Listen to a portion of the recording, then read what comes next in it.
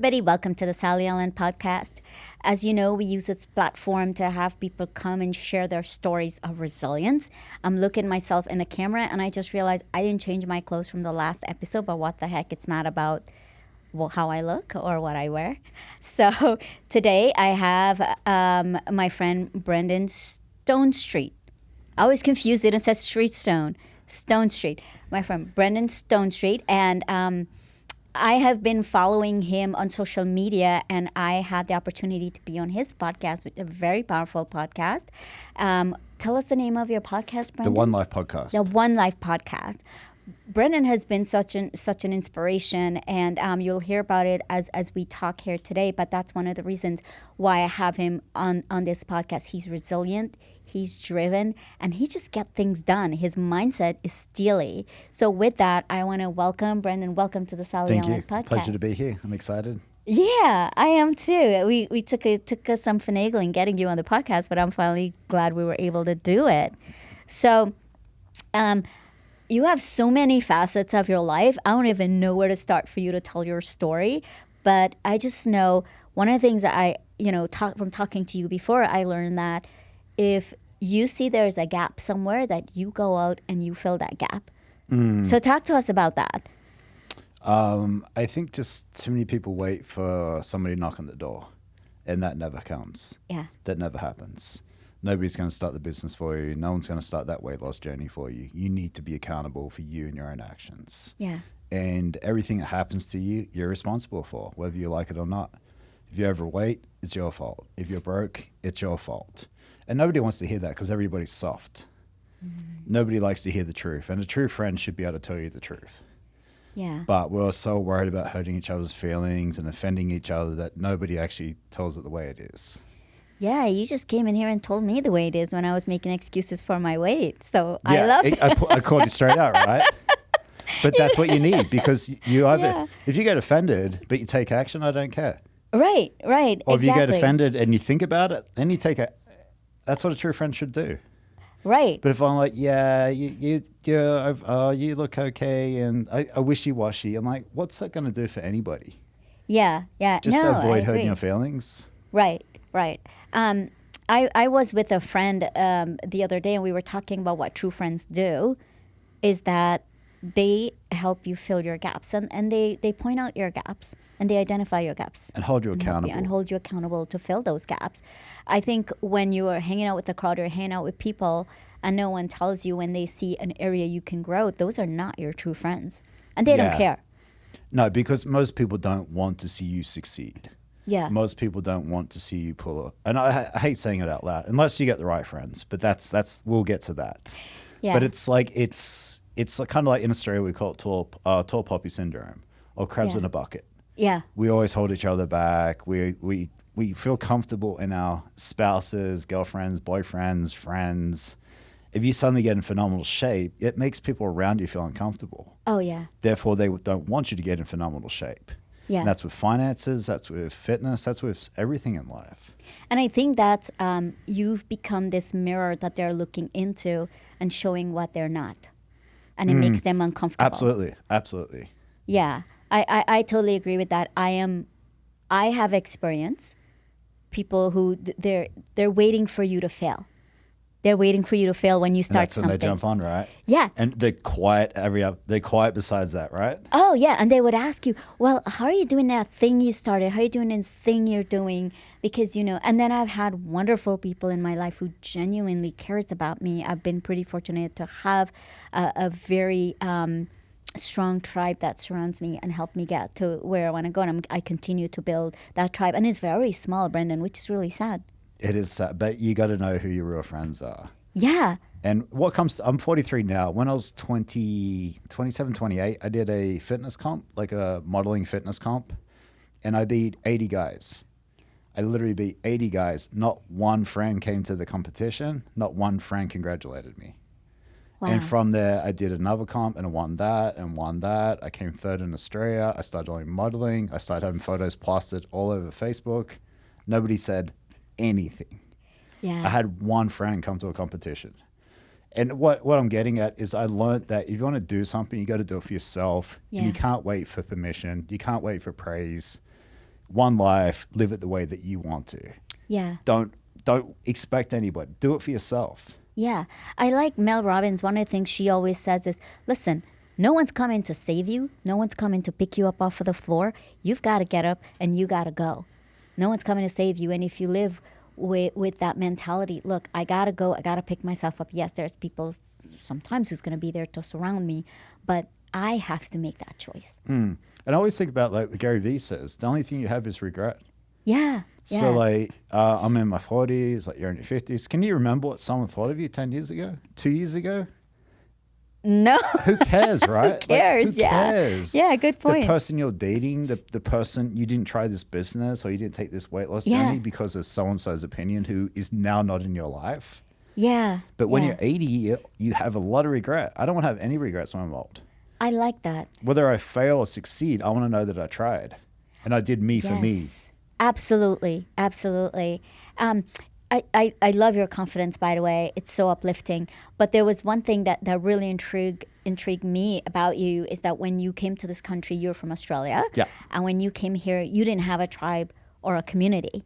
And you did something about it. You didn't wait for somebody to come and tap you on the shoulder. So walk us through that. I got sick of, like, I don't drink, I don't gamble, I'd never smoked cigarette, never smoked weed in my entire life. It doesn't interest me. I like jumping in cold water first thing in the morning, going to the gym, eating well. And I read 60 business books a year. Like, I'm obsessed. I have a podcast. Yeah. And it's not in an arrogant way. It's just what I enjoy doing. Yeah. And what I found is like, am I the only person out there like this? And you feel alone. And like the entrepreneurship journey, they say it's quite lonely. And I feel like it is. Yeah. So I guess I started reaching out to people and creating my own tribe. And it's the One Life Man kind of ties into my podcast. But just finding myself with similar-minded people and building my own community, building my own tribe. In the space of 5 months, we have a Facebook group with 140 men, entrepreneurs, fitness. I've hosted 2 events, 2 of my own personal events, free events for men where we've done yoga, meditation, cold plunges, breath work, Krav Maga, business coaching, like all this cool stuff that I'm into. And I realized that there's a whole bunch of other people who are into this. But I had to lead by example to find these people.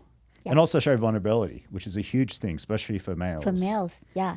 So one of the things you've told me also, I remember during one of our coffee chats, there isn't any other groups like that out there for men when you were doing yours. And other people were asking you about it. Did you tell me that? There's a couple there's a couple groups around which are kind of different, but they're doing their own thing.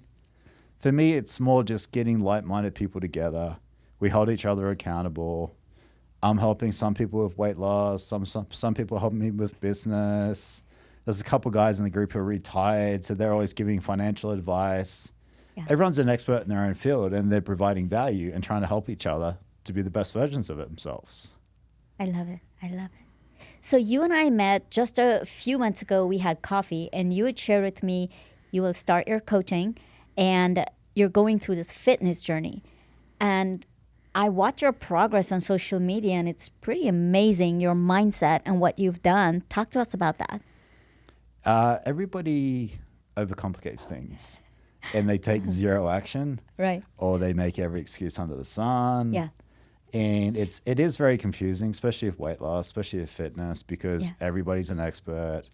You go to social media, don't know who to believe. Yeah. But I guess I've done it for 25 years. Yeah. I listen to the right people. I listen to a book on the way here about weight loss and fitness. I mean, you put that extra effort in, and it pays off. And I guess just when you want it, it's there. And it's like I've done weights for 25 years. So if I want to get in phenomenal shape, I drop the body fat and it's there. Yeah. Someone else has never lifted a weight before. I'm 25 years in front of that person. Yeah. And I have the mentality and the mindset to turn it on. That's the difference. Yeah. Yeah. I really like that mindset. It takes mindset. Talking mindset about is mindset. Everything. Switching that mindset. Did you always have a steely mindset? Were you always like that growing up, or it just clicked like? in some I'm time in just your life? silly enough to think I can do anything, and I've never proved myself wrong, I guess. I like it. I guess I'm naive enough to just screw it. What's the worst thing? And reading's the biggest thing. Yeah, yeah. I started reading when I was 21. Rich Dad Poor Dad, first book I ever read, and that just opened this like spiral web of. I've read thousands of books, fitness, business, Yeah. and it makes you realize that failing's only failing when you give up. It Yes. doesn't matter if you fail. Right. Trying is so much more important than procrastinating, perfecting, analysis paralysis, perfectionist paralysis. Yeah, yeah. Take action, learn as you go, get back up if you fail. Yeah. I don't care if I fail. Right. And it's not even failing, it's learning from the experience. Yeah, like the Thomas Edison thing, right? Like Yeah. 1,000 times to get the light bulb right. Exactly. He didn't fail. He just found out 1,000 ways it didn't work. It didn't work, and then he found out one way it worked, and that's wonderful. And that yeah. can be diet, nutrition, business, YouTube, social, whatever it is. Yeah, yeah. Look, anybody who gets up early in the morning and do a cold plunge. What's the temperature in the cold plunge? About 40 degrees at the moment. That takes silly mindset. I did it once. It wasn't even 40 degrees. I thought I was going to die. But so the fact you do it, I watch you on social media do this. I'm like, oh my gosh, you don't even flinch. Yeah, it's. I was going to do a post today. It's like, does cold plunging help with weight loss? Yeah. And it doesn't, but it does in a roundabout way because it makes you resilient. That's right. So if you can jump in the cold water for no reason without someone holding a gun to your head and forcing you to do it, Yeah. by not having that candy or not having that chocolate or not having that frappuccino, that's easy compared to not jumping in that damn cold water. So it makes you mentally tough. Yeah. And yeah. to me, that is like the most important thing about it. There's a lot of health benefits, but just the mental toughness that comes with it. Yeah, yeah. Or we can watch your Instagram reels and keep our mouth shut after we've had enough calories. That's another thing too, right? It's just like when I was 39, I started fasting, like intermittent fasting. Yeah. Because I used to have 6 to 12 meals a day, like clean meals. And I would get in really good shape, but my life was dictated by around my next meal. I wasn't living. I was just eating, cooking, cleaning, shopping, eating, cooking, cleaning, prepping. And I was like, this is not sustainable. This is not fun. Yeah, yeah. So the fasting, like, give me I only eat probably in a 6-hour window. Yeah. And I'm not saying that you need to go out and do that, but for me, it just, less decisions, bigger meals, gives me more freedom, especially in my 40s, allows me to stay in really good shape a lot easier without having to eat 6 to 12 meals a day, carrying around the damn lunch boxes like you see these bodybuilders doing. It's painful. I mean, if it works for some people, go for it. But for me, nope. Yeah. But your body also, and correct me if I'm wrong, because you read up more on this, your body also need a lot of time to process that food. And so by eating a lot and eating late at night also, you're not giving your body time to process and rest. It needs rest also. It's just, it's marketing. Breakfast is the most important meal of the day, right? I'm sure you've heard it ever since you're a kid. My mom used to preach it. Yeah. I went 39 years without having, 39 years having breakfast every single day. Yeah. I haven't had breakfast since. It doesn't matter. Yeah. It does. Eat when you're hungry. Do you know what breakfast stands for?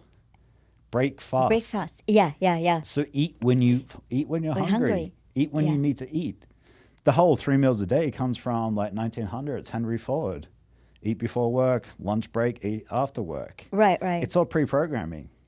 It was a set schedule. Yeah. You get the time when you take your break, and then people think, okay, 12 o'clock, it's lunchtime, and we've been programmed that way. And we're just born into society, and that just Yeah. becomes the norm. And It becomes the norm. And it's definitely different when you've got kids and things because, like, what do you teach them? You don't want to teach them not to eat, but you also got to. I kind of encourage my daughter, like, if you're hungry, you can eat. Yeah. Make good decisions. And then if you're not hungry, I'm not going to force you to eat. Yeah, same Especially like Fruit Loops for breakfast. Like, but that's the best meal for the day. Like, Breakfast of champions? biggest BS ever, right? It's what causes you to eat the rest of the day because of all the sugar. All the sugar, right? Yeah, all that sugar spike. So I want to go back to what you said about Rich Dad, Poor Dad, because something's ringing in my head that you said to me when we had coffee. You had said, I don't know how to phrase it, but you alluded to, look, I don't like working for people. So I'm an entrepreneur to the, to the core, and I don't like working for people. And you've never worked for anyone, or if you tried and you didn't work for you? I think I've worked for 2 weeks for 2 a real weeks. job, and I've been fired from every job I've had. And I used to think there's something wrong with me. Yeah. I've literally been fired from like delivering paper route when I was a kid. Yeah. I got fired from Thunder Down Under when I was in the show. I got fired from. Wait, how did you get fired from that? Why did you get fired? I got jumped, so that was a little bit different. But But yeah, I've literally been fired from every job, and it's like I thought there was something wrong with me because I didn't fit in. Mm-hmm. But what I realized, I'm not meant to work for someone else. Mm. I can't stand someone who's not as aware or as smart or doesn't self-educate telling me what to do. The whole like trading time for money and just like I'm a huge fan. I'm a huge advocate of this. Like we buy stuff we can't afford to impress people we don't like, and we get stuck. Yeah. We get stuck in this rat race. The average car loan is $500-$600 a month over 60 months. I drive a $6,000 Camry paid in cash. If I don't want to work this week, I don't have to work this week. Yeah. If I don't want to work for the next 12 months, I don't have to work for the next 12 months. Yeah. Because I'm not buying dumb stuff I can't afford. I live in a cheap unit, which gives me the freedom. Yeah. I'm planning to go to Idaho next week because I want to go. Yeah. It's having the freedom is so much more important than buying possessions to impress who? Even if you're dating, right, and a girl likes you for the car you drive, that's the wrong girl. Exactly. Ask me the last book I read. That's what means the most to me. Yeah, I really like that. So, what do you do now? I know you're a coach, right? You're a I'm fitness working on coach, the coaching. Working on the fitness coaching, but you are a photographer, you're a podcaster. Photographer, videographer is my main thing. Is your main thing? Okay. That's good. It pays well per hour, which allows me not to have to work a lot. Yeah. And then because I don't have any debt, I don't live above my means, I have a lot of freedom. Yeah. Like I'll work this week for 3 hours and that's me. Okay. So I know you probably know the statistic. What statistic are you in not having debt and just living freely? 8 out of 10 Americans live paycheck to paycheck. Yeah. 80%. Yeah. Paycheck to paycheck. Paycheck with debt. That's an engineer, that's a doctor, that's a barista. Yeah. Because all that means is we buy bigger, nicer things we can't afford and we get stuck. So the doctor's buying the Tesla, the barista's buying the $30,000 Hyundai, but we're just as stuck as each other. Yeah. I think, and just like, just getting a safety net behind you. Yeah. Like a 6-month safety net where if shit hits the fan, you're good. Yeah. Or you don't like your job or your boss hits on you or something happens, you have the freedom to get out of there. Right. Everyone's stuck. Mm-hmm. I don't want to be stuck. Yeah. Everybody's stuck. 80% of us hate what we do for a living. Oh, yeah. Yeah. Totally. We're not living, we're surviving. Yeah. Yeah. I do. I see a lot of clients who don't, out of 10, maybe 2 like what they do. Out of 10, exactly. 2 like what they do. I think there's a thing about lawyers, like 80% of lawyers do it for the money. They hate what they do, but they make good money. They make good money, That's right? why they don't last for too long. Yeah. And I'm not dissing on lawyers, but they do it for the money. They don't do it for the passion. You do the podcast for the passion, just like I do. Oh, if we can get paid for our passion, it's not like it's not working. That's right. That's right. We just have to figure out how to monetize our podcast now. And what you just said there, right? Find what you love to do. I always say this, find what you love to do and figure out how to get paid for it. And figure out how to get paid for it. All you got to do. If I want to do coaching, okay, how do I get paid to coach? Yeah. Okay, now I'm making $5,000. Okay, I want to make $500,000. How do I make $500,000 coaching? Right. Who have I got to talk to? What books have I got to read? How much work's going to take? How many posts have I got to do? Yeah. Figure it out. Yeah. And there's no right or wrong answer. It's you. Yeah. You might be good making $50,000 a year, doing some coaching, taking kids to the soccer on the weekend, and you're happy. There's absolutely nothing wrong with that. Right. Like kudos to you. That's most people aren't happy. Yeah. We were just talking about that my previous podcast, that success and happiness looks differently on people. Completely, yeah. Yeah, it's what makes you And there's no right or wrong. It's a personal thing. It's a personal thing. Whatever. And it can change too. If you like the grind, the person I had before, she likes the grind. And that makes her happy. I'm like, okay, well, if that makes you happy, so be it. I don't really like the grind. I like my coaching. Yeah, I like my freedom. I'm not going to And lie. my freedom. I love my freedom. I love my freedom. Yeah. When I go to bed at night, I don't have to think about the coaching anymore, right? I don't have to think about a shop that I started or a store. No, I go to bed and I sleep soundly. Tomorrow I start again. Exactly. And that's what I like That's about what works that. for you. Yeah, exactly. Yeah. That's what works for me. And it's so. that self-awareness too, right? It's Yeah. stopping and taking the time to actually think, Yeah. or getting out of survival mode where you can actually have time to think. Yeah. And that's where taking quiet time, or not listening to music, or meditating, or just having time to actually be in your own head. Yeah. And what do I yeah. really want, or what am I doing this for? Yes. Because you ever notice, like, a year goes by, you're like, what did I do? Why did I do this? What did I achieve? What am I actually doing with my life? Yeah. But most of us don't stop to take time to think about that. No, and I think to your point, like I have been in the corporate world up until 2020, and COVID hits and it makes you reevaluate what you're doing. And I was in that rat race and that grind. I was a 24/7 employee. My boss can call me anytime, 24/7. And that's because I didn't know different too. Let's keep this in mind. Some people just doesn't know different. And that's where the reading is powerful. Yeah. And that's the thing, right? Like, the average American reads less than one book a year. The average Yeah. CEO reads 60 books a year. Yeah. And that's what separates the CEO from the average American. Yeah. So you need But to start reading. You are right. In 2016, I started reading and I started growing and I started feeling restless, It makes you aware, right? Yes. It creates aware. It doesn't make you necessarily smart, more aware. aware. Right. You have more knowledge, right? There's people who's been there, done that. You have more knowledge. What do you do with it? And that's when I decided in 2020, I just need to start my own business. This is a passion of mine. So I just quit in the middle of COVID and started my own business, which was really cool because I don't feel like I work. I think you That's the you key, can relate right? to that, right? Absolutely. Absolutely. I pinch myself when I get out of bed in the morning because I can get out whatever time I want. I don't start till 11:30. I'm like, And you can say no to things. Or, I don't want to coach this person. Or Yes. I'm going to charge 3 times as much because I As really much. don't want to do it. But they said yes, so now I'm going to do it. It's Yeah. You're in charge. Yeah, yeah. It's a great place to be, but I think what we're trying to tell people is that be self-aware and be socially aware and educate yourself. You'd be surprised what you find. Right? And you can learn about what you want to learn about. Yeah, yeah. I mean, you're like, hey, I want to learn about fasting. Read every fasting book in the sun. Or I Yeah. want to learn how to sell better. Read, marketing, sales books. Like, right. when you go to university, like, so much pressure to go to university, but they teach you what they think you should be taught. Whereas self-education, like, I'm listening to a book right now on longevity because I'm interested in longevity. Yeah. So I can listen to it all I want, or I can skip it and start learning about something new. But I'm in charge of what I learn. That's right. That's right. Absolutely.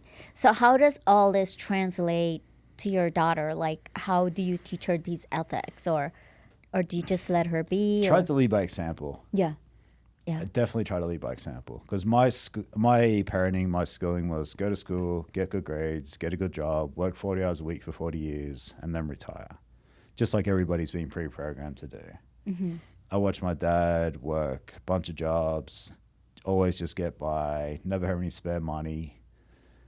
He would read, but he would never read a business book or an investing book or a money book or a sales book. It would just be like, same as my mom. My mom reads more books than I could count, but it doesn't provide any value. And I'm not saying don't read fiction, but it's just important that you got to be learning at the same time. Yeah. Yeah. So like, just I'm a bit, like, if she wants to paint, find a way of getting paid for it. Yeah. Full stop. Yeah. I don't care what she does as long as she's happy and she figures out how to get paid for what she's doing and as much money that she wants to make doing that. Yeah. Yeah. There's just some expectation that you got to work this hard. You got to buy this. You got to have this. You got to have the biggest house. Yeah. Who cares? Yeah. And I think, and correct me if I'm wrong, I'm hearing you say, like, if she wants to start her business or she wants to go to college, you're going to support whatever she wants to do. Absolutely. Yeah. Yeah. Whatever makes her happy. Yeah. Yeah. And you're absolutely right setting that example because you have more than one business, that it's good to have multiple sources of income, and you're showing her that example that you can live like this and Yeah. live simple. Yeah, and just like, you can work at Starbucks and make $10, $15 an hour, or you could take those 30, 40 hours a week and invest in a skill and all of a sudden make $30, $40 an hour. And you can take that full-time amount of hours, invest in something else, and make $300, $400 per hour. Yeah, yeah. But if you don't take the time to learn the skill, you're Elon Musk says, like, there's two sayings. Elon Musk says, the bigger the problem you solve, the more you get paid accordingly. Yeah. Or the more people you help, the more people you get, the more money you make. Yeah, yeah. So trading, making coffee one person at a time, there's only so much they're going to pay you because you're replaceable. Yeah. So how do you get a higher skill level where you can help more people and get paid more? Right, right. I think, do you feel like people don't do it because they're afraid or they're not knowledgeable or they just don't want to? It's easier not to do it. All of it. All of it. All of it. It's like it's like weight loss, right? 74% of us are overweight or obese. Mm-hmm. You know what to eat. You know what's healthy. You've known what's healthy since you're 6 years old. Yeah, yeah. You're just not making it important enough. You're sticking your head in Right. the sand. You're crossing your fingers. And eventually it's going to be painful enough where you're going to have diabetes, you're going to have heart disease, you're going to have cancer, and you're going to be forced to do something about it. Right. But even then, most people aren't doing something about it. Yeah, yeah. And it's the same thing in finance. It's not till it hurts bad enough you make change. Right, right. And even then, you have to want it to make the change. Yeah, or you're Sometimes. forced to make You're change. forced to make the change. But even then, most people won't Yeah, do it. I've seen many people has asked me for like contacts for the studio to start a podcast. And how many people follow through, right? I just None. asked today. I'm like, who followed through? They're like, we didn't get any calls or anything. None. Yeah, It's like my coaching. Everyone's like, my coaching is not cheap. yeah. I'm not going to yeah. lie. It's not cheap. Yeah, It's because and it's not month by month. It's paid up front. that's me too. Yeah, Because guess what? If you pay me up front, I know you're serious. that's right. But if you don't, you're just wasting my time. Yeah, Simple as that. same with me. And you got to respect my time and pay me up front because if you don't want to continue what you commit to, that's your problem. Yeah. And I will give you like 110% back. That's right.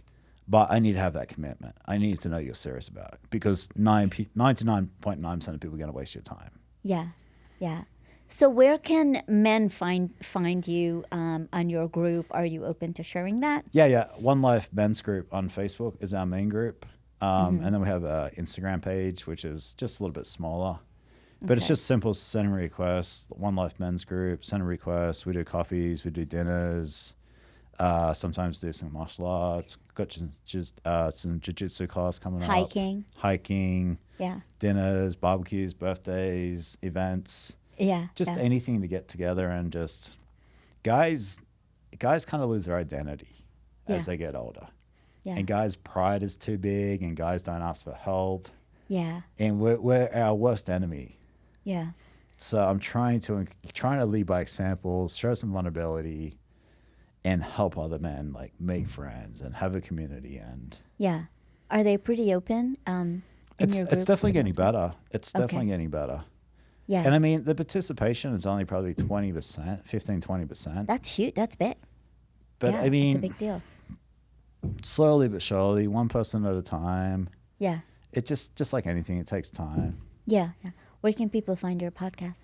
One Life Podcast on YouTube is the main place. Okay. And then like anything like Brandon Stonestreet, I'm doing a lot of fitness content on TikTok, Instagram, things like that. Trying to lead by example, put out content. Kind of going back to what we said earlier, nobody wants to listen to a fat personal trainer. No one wants to listen to someone who's broke about finance. Yeah, yeah, So I'm trying to be that person where, hey, this guy's in really good shape and he's also adding value. yeah. I feel to your point, you gotta walk the talk and walk. Yeah, walk the walk, not just walk talk the the walk, talk. walk the talk, talk the Yeah. talk. Yeah, you've got to do it. I wouldn't, if you weren't fit, I wouldn't have heard your message. Yeah, Right. exactly. Why would I When it stood listen? out, right? Yeah, yeah. You're not practicing what you preach. Or if so- I used to be fit, it's not the same. Right, exactly. Everybody used to be fit.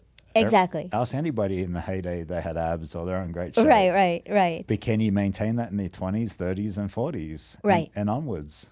Yeah, I think it matters who you are now and what you're doing now. Absolutely. What you did like you said before, did you remember 2 years ago or 10 years ago what somebody said to you? No, it matters who we are now. Absolutely. Yeah.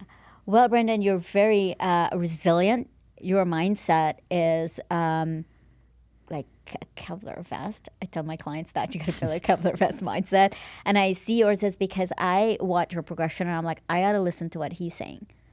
because I've seen it. Like you've posted your before and after picture, and I'm pretty amazed how quickly you progressed into being who you truly are. Though, but this is who you truly are. Yeah, absolutely. This is your true self. This is definitely my blueprint, my DNA. Yeah, yeah, and being who you truly are. Are you currently coaching, and can people reach out to you? Yeah, just through like Brandon Stonestreet on any social media. I'm just trying to add a lot of value, get credibility. I hate doing it. I'm doing a lot of shirtless stuff, and I feel like it's douchey, but it stands out. When you're sitting at 6-7% body fat, it stands out. You go and just stop and you're going to listen. And from the outside in, oh, this guy's kind of douchey, he's got no shirt on. But when you actually start to listen to me, oh, this guy's actually got some brains, he's a nice guy, he's actually genuinely trying to help people, and this is just Yeah. Well, you can't show people your before and after results with your shirt on, obviously, right? But even just general content, right? Like you stop on the pretty girl, you stop on the guy who's in shape. It's just human nature. Yeah, yeah. So I'm trying to redo the fitness stuff without trying to get away from the douchiness. Not making it weird and douchey. There's so much douchiness out there. There is. Well, the thing is, you can tell when people are being douchey from when they're being sincere, and when watch your progression and watch their journey, and like you said, what you have to say. Yeah, absolutely. That's important. Adding value to people, and I really think you've been adding value, because when I'm hungry at night and I've had my calories, I keep my mouth shut. So I've been listening. So that my coaching is going to be accountability coaching. Yeah. It's not fitness coaching; it's accountability, because hold you accountable to your goals. Absolutely, and I feel teaching people new mindset, shifting their mindset. That's the first thing, like shifting the mindset, because look, if you're going into this and you're just you want to lose 10 pounds, and you're just, okay, I'm going to eat right, I lose my 10 pounds, then what? 95% of us put weight back on. Oh, totally. Totally, because you didn't change your lifestyle and you didn't change your mindset. And you do the quickest possible, fanciest, fixed way. Exactly. So that's the difference, right? Right, and would you say lifestyle? It's important, got to change your lifestyle and yeah, and like we talked about before, the fitness and the finance, like what is it? 80% of people inherit money or win money, go broke within 5 years. Yes. Because they're not financially educated. That's right. It's exactly the same as fitness. If you do a quick fix diet, you're not fitness educated, right? You're not your lifestyle. You haven't learned anything. Yeah. And I also think you get to that end of it, and then what? When you set a goal, even I don't like to set a goal. I put processes in place and change mindset and change lifestyle. And I think when you are able to maintain that and you've created new habits, then you're able to move forward. Like, okay, now I've created new habits. I know what I need to do because I'm educated, like you said. And honestly, like from personal experience, I've won so many competitions. I've done so many photo shoots. I've succeeded at so many things with fitness, but I've never been able to stay in shape, ever. You tell me as a comp, I'll win that comp. You tell me to get to 6%, I'll get to 6%. But I've never been, because if I didn't have a goal, I wasn't moving forwards. I was going backwards. Yeah. So going back to what you're saying, it's like, this is the first time in my life I'm taking full accountability and I'm staying in shape forever. Yes. And to do that, I'm figuring out, and I'm going through processes, and I'm trying different things. That's right. I'm not going too crazy, but I'm not going too, I want this. Yeah. But I've never been able to do it before. Just being completely transparent. Yeah. It's hard. Okay. So what's the flip then? You had a flip. It was leading by, like Tony Robbins says, like raise your standards, right? Mm-hmm. So he talks about if you want to make more money, you need to raise your standards financially. Mm-hmm. If you want to be in a better shape, raise your standards physically. Mm-hmm. So I've raised my standard for myself. My standard is not to stay under 10% body fat. That is my new standard. Yeah. It's not like I used to be lean or I used to be this. It's like, no, I am in fantastic shape and I'm always going to be in fantastic shape. Yeah. I've completely shifted the way I think about it. Yes.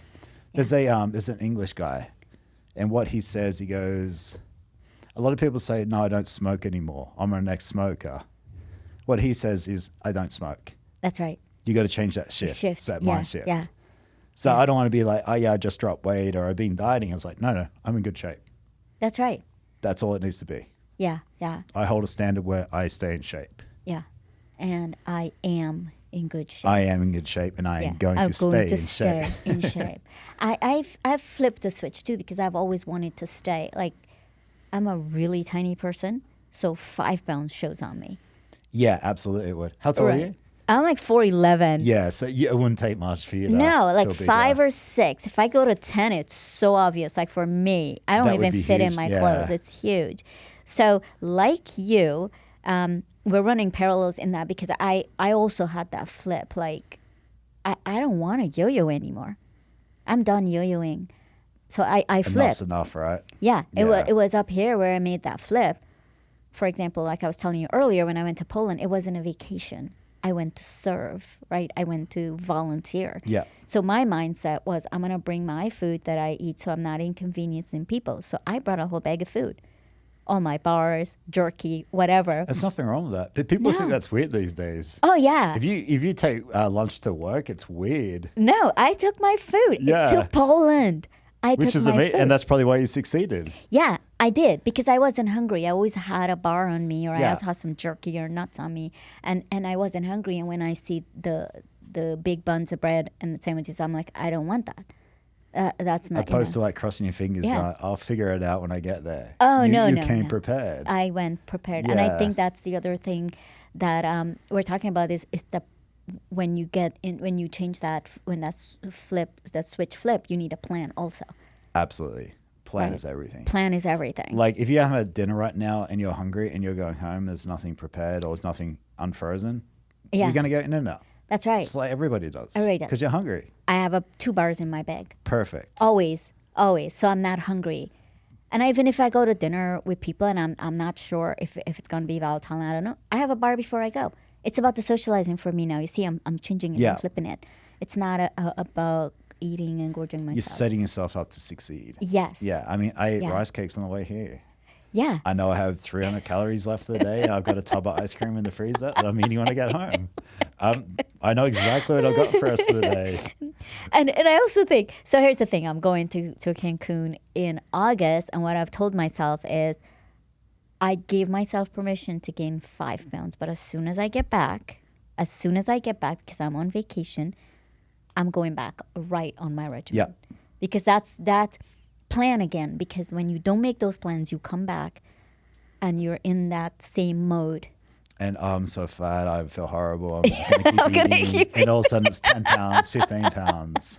You know what? I love talking about this subject, and I can geek out with you all day about it's good it. though. It's just, I just love it. Like when my friends, it's like I have a couple of friends on the same regimen I'm on, and I'm watching their progression and how they're changing their mindset, because what I've told them, I don't want to know what your weight goals are right now. I want to see what habits you're going to change and what mindset you're going to change. And when you've done that, and I see you've changed it and you've put different habits in place, then we'll talk about your weight goals. Until then, I'm not going to. Yeah. What's It's the like point? something I'm trying to do now is like lean for life, like create a group of men Yes. who hold a high standard for himself. Where Yes. we're under 10% body fat, no such thing as the dad. We're going to change the narrative on That's the dad right. bod. I love it. And just Yeah. why not be 40-year-old men who are in phenomenal shape, right? Right. There's on 51 here.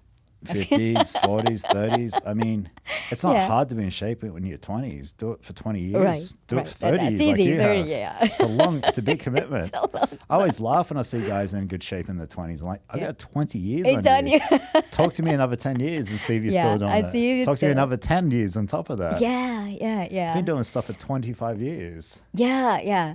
But I believe, like, when you're younger and you build good habits, like I've been Yeah, doing, they you stick get with back. you. They stick with you. No Yeah. matter how you deviate a little bit, you come back to them. So that's good. But like I said, you and I can geek out about this all day. But what's a takeaway you want to give our audience today, Brandon? A couple of things is just take action, not worry Yeah. about other people's opinions. Yeah. Your life, live it the way you want to. Yeah. If you fail, get back, try again. As far as diet, nutrition, things like that, do it for you. Yeah. There's no right or wrong way. If you want to do keto, you want to do fasting, you want to do 8 meals, find what works for you and stick to it. Yeah. And then just surround yourself with the right people. Your 5 closest friends are your biggest influence, and just be aware of who you hang out with. Yeah, I really like that. We also talked about that on the last podcast. Well, friends, it's never too late to start living resiliently. And like you heard me say, I can geek out with my friend here all day on health and fitness. But I like what he said. I want to reiterate what he said is that you have to do what works for you at the end of the day, because health and fitness is not cookie cutter for anyone. And even living your life the way you live it, success doesn't look the same for everybody also. So do what works for you and what makes you happy. And with that, until next time.